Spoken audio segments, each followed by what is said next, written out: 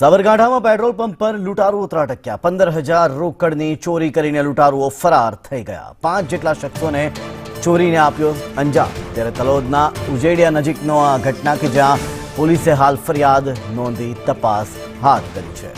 સાબરકાંઠાથી ઘટના સામે આવી છે કે જ્યાં પેટ્રોલ પંપ પર લૂંટારુઓ ત્રાટક્યા હતા। 15,000 રોકડની ચોરી કરી લૂંટારુઓ ફરાર થઈ ગયા છે। 5 જેટલા શખ્સો ચોરીને અંજામ આપવા માટે આવ્યા હતા, જેના સીસીટીવી ફૂટેજ પણ હવે સામે આવ્યા છે। સીસીટીવીમાં જોઈ શકાય છે કઈ રીતે તેઓ પ્રવેશ કરે છે પંપની મુખ્ય કેબિનમાં અને ત્યારબાદ એક બાદ એક ડ્રોર ખોલે છે અને ત્યાંથી કેશ ઉઠાવીને ફરાર થઈ જાય છે। સમગ્ર મામલે સંવાદદાતા જીલ જોડાઈ રહ્યા છે। જીલ, જણાવશો કે પોલીસ પહોંચી છે, લૂંટારુઓ હતા, લૂંટારુઓના સીસીટીવી પણ સામે આવ્યા છે, હવે વધુ શું માહિતીઓ?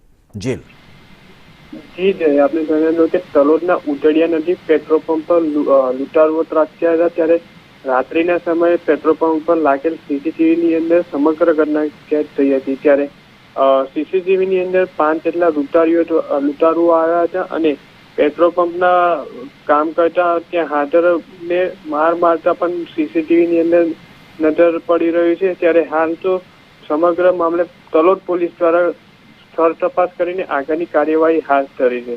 જી જય। આભાર જીલ, સમગ્ર માહિતી આપવા બદલ।